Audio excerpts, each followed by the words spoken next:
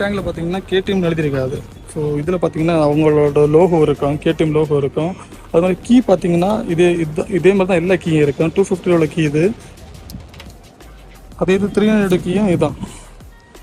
Spare key எங்கே இருக்கும் அப்படி பார்த்தீங்கன்னா இதுக்கும் சீட்டு கடையில் தான் இருக்கும், இதுக்கும் சீட்டு கடையில் தான் இருக்கும். சுவிட்சஸை பற்றி பார்த்தீங்கன்னா கிட்டத்தட்ட ரெண்டுமே சிமிலர் தாங்க, ஒரே மாதிரி தான் இருக்கும். இது பார்த்தீங்கன்னா இந்த சுவிட்சஸ் எல்லாமே இந்த கீப்பர் சுவிட்சும் சரி, இது அசார்டு சுவிட்சு, அப்புறம் பாஸு.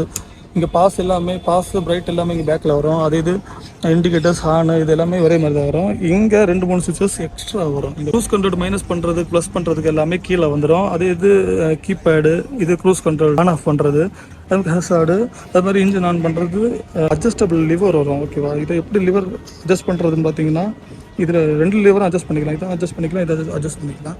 இதை இப்படி நீக்கி வச்சுட்டு இதை திருக்கினாலே போதும், அட்ஜஸ்ட் ஆகும். ஓகேவா, நம்மளுக்கு எவ்வளோ டெம்ப் வேணுமோ அவ்வளோ நம்ம டெம்ப் வச்சு ஓட்டிக்கலாம். லோ ஆனால் லோ, நல்லா டெம்பரேச்சராக இருக்கணும்னா டெம்பரேச்சராக வச்சு ஓட்டிக்கலாம்.